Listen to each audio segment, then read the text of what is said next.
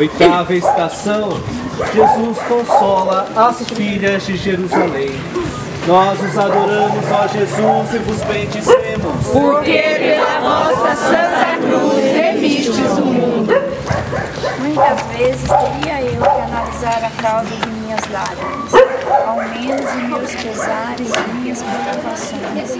Talvez haja neles um fundo de orgulho, de amor próprio, mal entendido, de de inveja. Deveria chorar por minha falta de correspondência a teus inúmeros benefícios de cada dia que me manifestas, Senhor. Quando me queres, dai-me profunda gratidão e correspondência à tua misericórdia.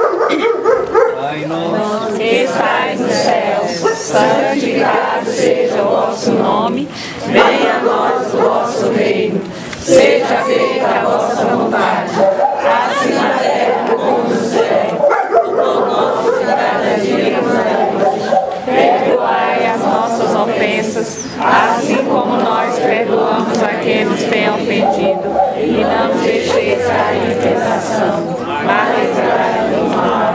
Amém.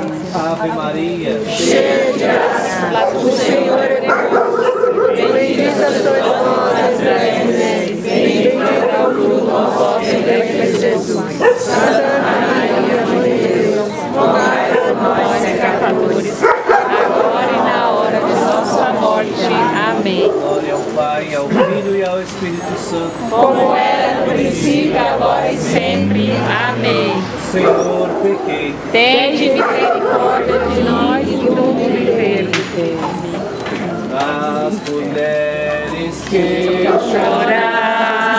Choravam, que fiéis o acompanhavam, é Jesus Consolador, é Jesus Consolador,